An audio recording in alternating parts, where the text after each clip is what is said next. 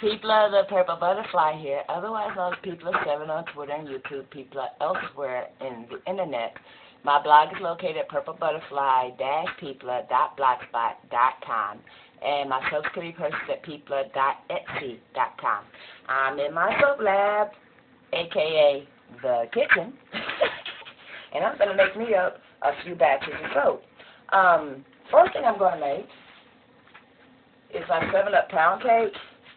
This is both the fragrance oil and the super fatting for it, and the coloring. I get that brown effect for my 7-Up pound cake simply by using a vanilla-based fragrance oil that smells great. Smells just like 7-Up pound cake. I put that in this mode. I used to, back in the day when I was a melt and pour queen, before I became a CP queen, I used to use this bowl. If you could tell, it's marked.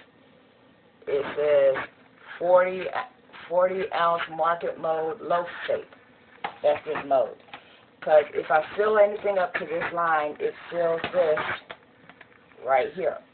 Well, now that I make CP soap, and you're going by basic measurements, so forth, so on, and you know you have a 40-ounce mode to make 40 ounces of soap, or 48, so you could do a high top or whatever, then you don't need something that's marked, because a melt and pour, you're literally melting to a line. When you add stuff, you're adding to the line, so forth and so on. Well, before I had colorants, I used vanilla-based fragrance oils or cocoa or whatever I had in the house to put the coloring in there.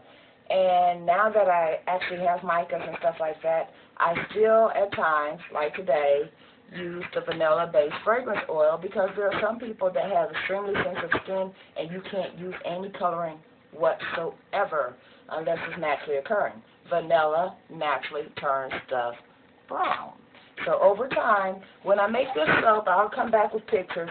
It'll be completely white to here. Then when I put the top on that won't have the vanilla-based fragrance oil in it, it'll be completely white. Over time, this part on down will start turning brown. That's because, and I used to tell people, watch it bake. But the fact is, it's not even a chemical reaction. It's just nature. By nature, vanilla has a very high vanillin content that turns things brown, especially soaps. It's notorious for turning soaps brown. In the meantime, I have been using press and seal to line my modes. And the good thing about press seal, if you actually do get like a little scrape or a hole in it, you can just use another piece of press seal to patch it up. Just stick it there, press it down, because press sensitive is sticking to itself. But someone asked me, how do you get it in there smoothly? Because as you can tell, there was no need to fold the edges like we do with the freezer paper, so forth and so on. I have a little teeny trick for that. That's so simple. You'll go, oh, why not think of that? If you happen to have a top for your mode, or a top for another mode that's close, pick that top up, take your freezer paper, not freezer paper, take your press seal, start on one end, get it in position centered, hold it there, then you put that in, press it down, and then you can smooth the sides, and then slide it all the way down, do the same thing, smooth the sides, and then check your edges and your corner, and that's how you get that in there nice and smooth. And because there's a little raw edge right there, I pressed down a little bit too hard and got that little oopsie in the center. But when I did the other one, that didn't happen. All right, well, let me put that back in the mode it goes in, so that way we don't have a problem.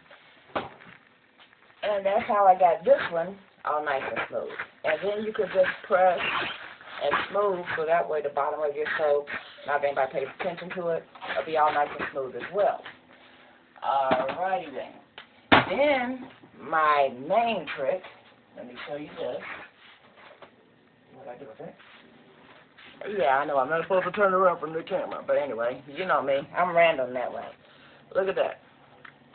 Well, actually, can you see it? See that edge? Not exactly the little, zigzaggy, scored edge you get off of your plastic wraps and all that, because I use scissors. When you put it on here and you get it right here, you get about 3 inches away or 4 inches, or be generous, from where you need it. And then you just take some regular scissors, cut that. And then when you press down, it'll retract to where it needs to be, and you get a nice smooth presentation. And as you can tell, that overhang is not too much. On this one, see that? That's the side I started on.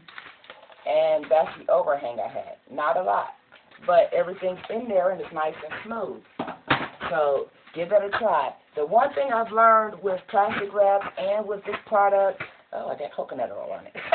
When you go like this to pull this on that little cutting edge, first of all, it doesn't work. And secondly, when it does work, it might work halfway across and get that ragged edge, and it frustrates you and all that. You don't want that.